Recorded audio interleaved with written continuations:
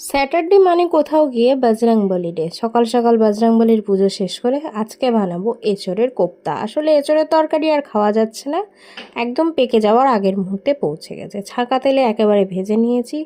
তার সাথে আছে মুড়ি, চানাচুর আর এরকম বড় বড় 4 পিস এঁচোড়ের কোপ্তা। এদিকে দেখো, আমার গোলাপ গাছটা এখনও কিন্তু খুব সুন্দরভাবে ফুল দিয়ে যাচ্ছে, কিন্তু ফুলের সাইজ আগের থেকে ছোট হচ্ছে। আর এরপর একটা নিতে হবে কঠিন সিদ্ধান্ত, কারণ যে গাছটা যাতে আরও ভালো করে ফুল দেয়।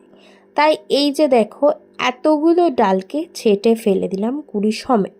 নাহলে এরপর কি হবে, গাছটার ফুল একেবারে ছোট হতে থাকবে এবং কয়েকদিন পর গাছটা আস্তে আস্তে মরে যাবে। তো কখনো কখনো ভালোর জন্য একটু কঠিন হতেই হয় বই কি। তারপর চলে এসেছি রান্নাঘরে। এদিকে ফুটছে তরকারি, আর এদিকে ভাজছি এখন গাজর, ক্যাপসিকাম, তারপরে বিনস, এইসব। বলো তো আজকে কি বানাচ্ছি, দেখি তো তোমরা গেস করে কি বলতে পারো।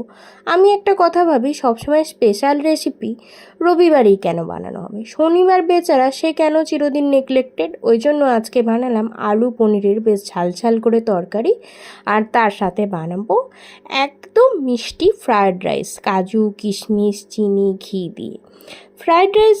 এসব বানিয়ে বেশ ক্লান্ত হয়ে গিয়েছিলাম, তাই এই লেসটা খেয়ে একটু এনার্জি ফেরালাম।